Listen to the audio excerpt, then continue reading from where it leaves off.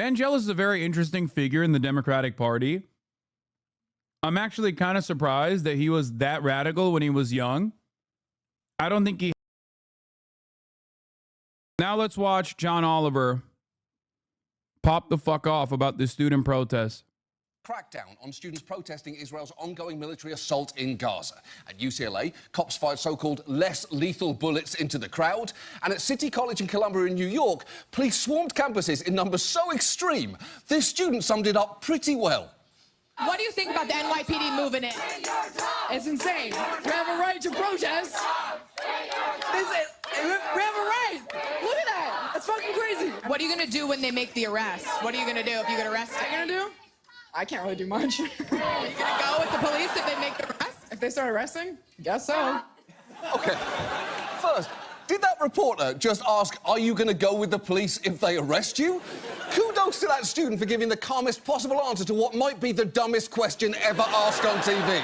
If the guys with guns put you in handcuffs and drag you to the jail, will you go with them? Yeah, I guess so. Also, thoughts and prayers to the loved ones of the one boomer who was killed by hearing that student say fuck on Fox News. Somewhere, a family's writing Peepaw's obituary. Paul John Roberts passed away in his home when his eyeballs, heart and butthole exploded at the same time. He's survived by his wife and 3 adult children who no longer speak to him. Police have broken up demonstrations at over 80 campuses nationwide, often under the pretext that it was necessary to keep students safe and combat anti-Semitism. And look, some Jewish students have reported feeling unsafe, and there have been scattered examples of anti-Semitic rhetoric among protesters in and around campuses, and that is clearly unacceptable. But for what it's worth, some Jewish student groups have expressed support for the protest or even been actively involved in organising them, to the point that there was a Shabbat service at the university gates at Columbia. Also, these protests have been overwhelmingly peaceful. When there's been violence, it's mostly been directed at the protesters themselves. You might have seen protesters at UCLA getting attacked as the police stood by, or the multiple cases of police inflicting violence themselves, like in this footage of them throwing a 65-year-old professor at Dartmouth to the ground. And how exactly was she a threat? Also, that woman is not only Jewish, she's a professor of Jewish studies, yet she's being brutalised by police, supposedly there to keep Jewish people safe. It's just like, it's opposite worlds. It's so fucking unimaginably ridiculous. And to justify their disproportionate response, those in authority have gone out of their way to paint these protests as something sinister. Eric Adams, New York mayor and future Club Shay Shay guest, suggested students were puppets of outside agitators and implied that there might be a larger, nefarious scheme afoot. Why is everybody's tint the same? There's some organizing going on. You know, there's a concerted organizing effort. And what's the goal of that organizing? OK, first, of course these protests are organised. Yeah, what is it? Someone please tell me. They keep saying free Palestine and, like, end the apartheid and stuff, but I don't know what that means. Like, I, Eric Adams, of course, believe New York is the Tel Aviv of America. And I will one day move to the Golan Heights of America. Most protests are organised. You sound like an idiot. When New Jersey sends us mayors, they're clearly not sending their best. Second, the ubiquity of those tents on campus can perhaps be explained by the fact that they're incredibly cheap.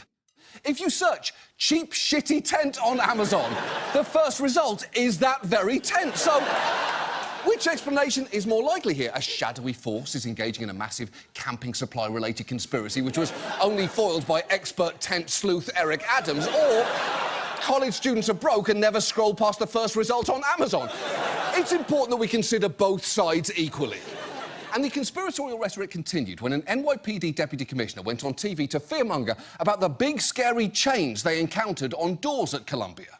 This is not what students bring to school, okay? This is what professionals bring to campuses and universities. These are heavy industrial chains that were locked with bike locks, and this is what we encountered on every door inside of Hamilton Hall. What are you talking about? That is a bike chain and lock, something students absolutely bring to school. In fact, that particular model is promoted on Columbia's own fucking website, which even sells them at a discount. It's also called, and this is true, the New York Forget About It chain, which is perfect. But the nonsense didn't stop there. The NYPD also posted some of the damning evidence they'd found, including a book on terrorism, all caps, which turned out to be this book, an academic study by a British professor, and very much not a how-to manual, given that it asks questions like, what can we do to stop it?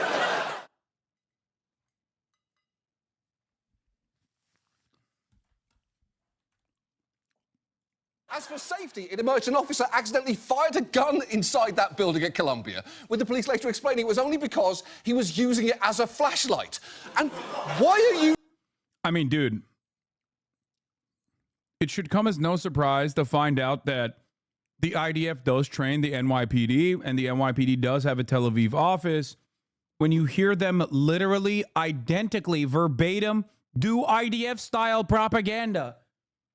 We have found a terror baby manual here in the crib of the terror child.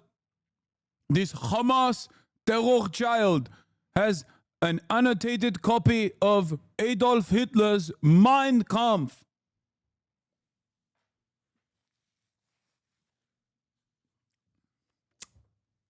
It's the same exact shit, dude. Using your gun for that? There's a flashlight on your fucking phone, and you cannot tell me a cop in New York City doesn't know how to use one of those. You're on them all the fucking time. And again, I am not saying that there weren't some individuals in these large crowds saying indefensible things, but every protest has that.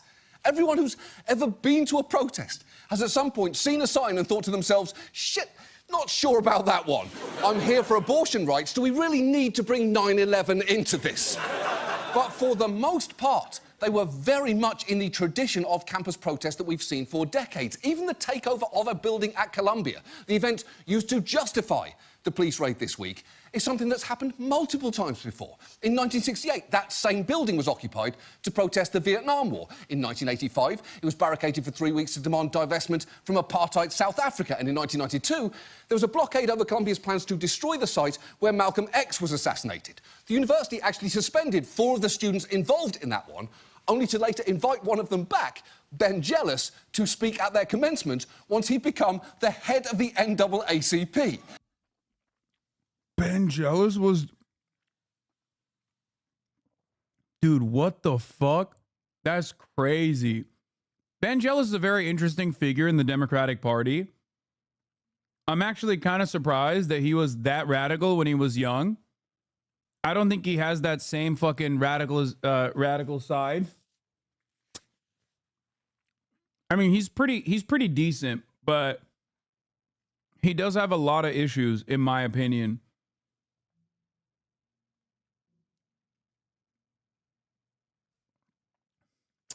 He's getting further centrist as he gets older. Yeah. And in the opening line of his speech, he reminded Columbia what had happened to him there. Whenever I can walk out of a little library and not be let out in handcuffs, it's a good day. That's a pretty solid opening line there. The point is, student protests against injustice generally age pretty well, and the efforts to criticise or crack down on them tend not to.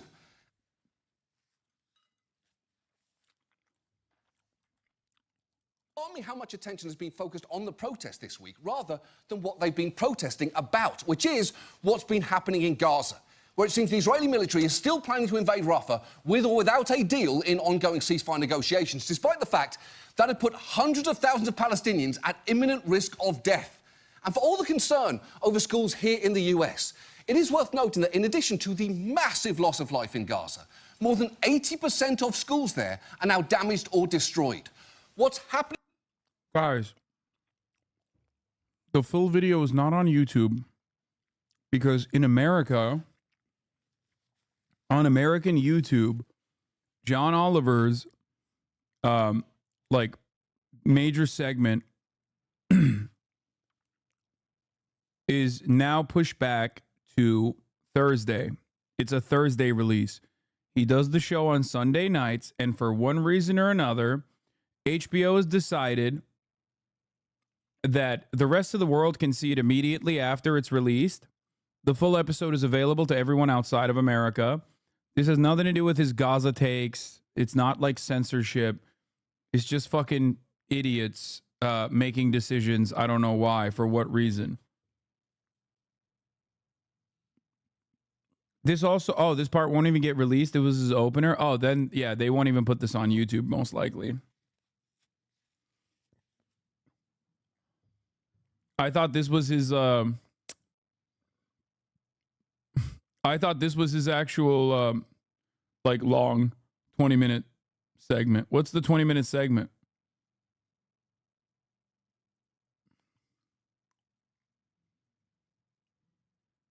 HB ho. Dude, I can't. Cat time is being used in nefarious ways. Oh, it was on public libraries? Okay, so that, yeah, this is not the main story, so this won't even get uploaded to YouTube regardless.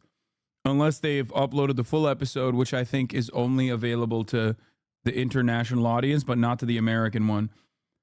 There is a catastrophe that is absolutely worth vigorous protest. And at a moment when student safety is the buzzword justifying so much violence here in the US, it is worth hearing what the safety situation is like for a university student in Gaza.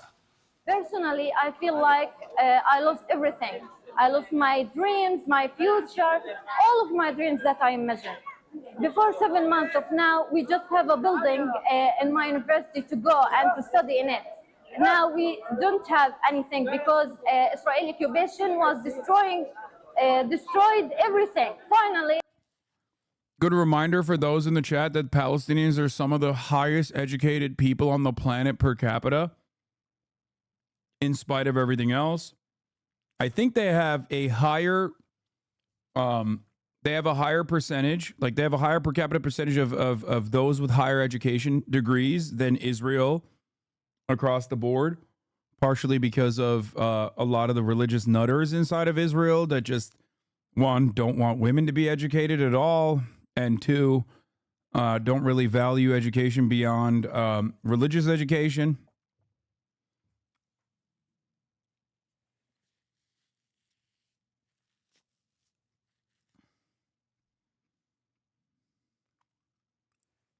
Yeah. Thanks.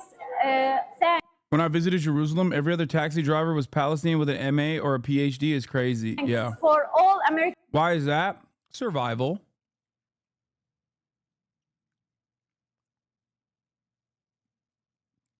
Here, yeah, this was. Anyway, let's finish this video. American university that stand by us and make effort to prevent the war. Thank you. We are lost everything, but we can't lose the hope because of you, because you stand by us. Thank you. Yeah, that is deeply moving. And to answer the question Eric Adams asked earlier, what is the goal of all the student organising? That's kind of the goal right there, to ensure that the safety of that student and the hundreds of thousands like her in Gaza in the face of this onslaught. And I know people will try and distract you from that goal with bullshit fear-mongering about camping equipment and terrorism books. But if you're at all tempted to fall for any of that, may I recommend you take a lesson from one of New York's most commonly available bike chains and just forget about it.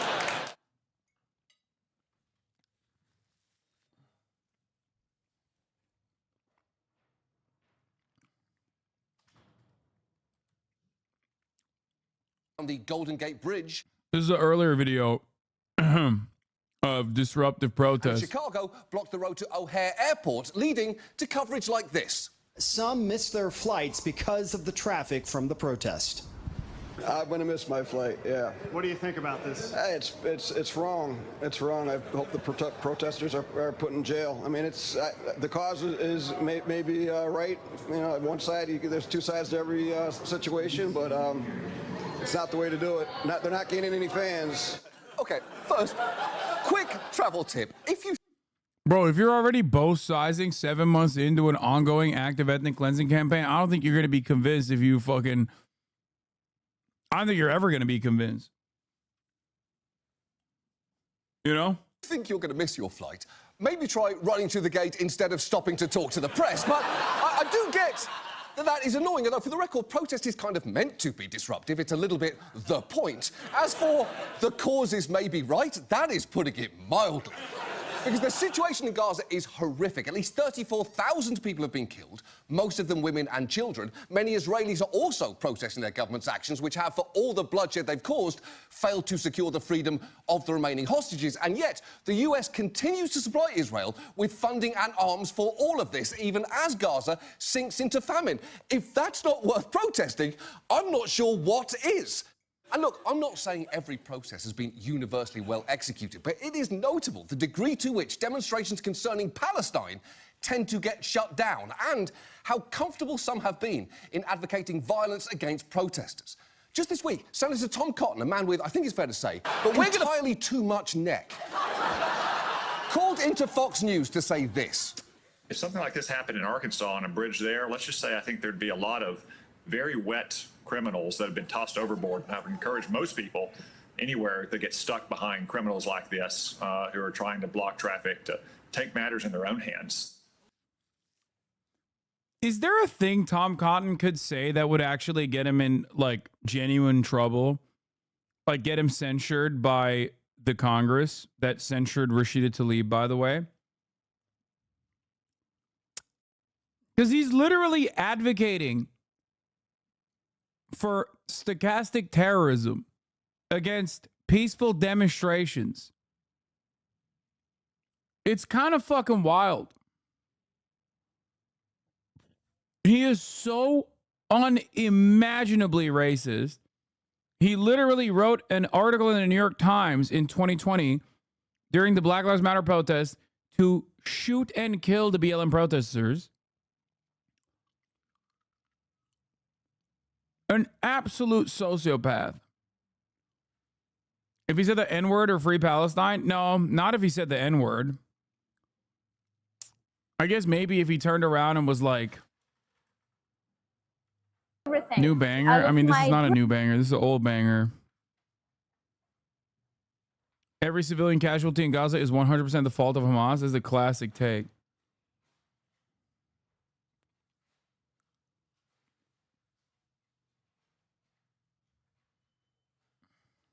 OK, it is the least important part of this, but you don't say overboard when you're talking about a bridge. You're thinking of... Brother, this is a man whose last name is Cotton. ...on peaceful protest, which is... Okay, I'm sorry, but a man whose last name is Cotton, who has written on the New York Times an op-ed demanding that, like, black protesters be fucking shot and killed. He definitely says the N-word, big dog. Okay? Like, you're out of your goddamn mind if you think he doesn't say the N-word. This week sank into a depressingly familiar cycle, with the president insisting on peaceful protest, which is so often just another way to prioritize compliance over righteous dissent and to protect property over human lives. This has to be about creating real change in a system that has been built to be non-responsive. Because history has repeatedly shown us the system does not respond until it is forced to. So, for the record, we know about the proclivity of those who demand that white supremacists go and kill fucking Black Lives Matter protesters, and their proclivity to say the N-word in public and in private, and defend their usage of the N-word in private while also simultaneously say it in public. I am, of course, referencing the esteemed debate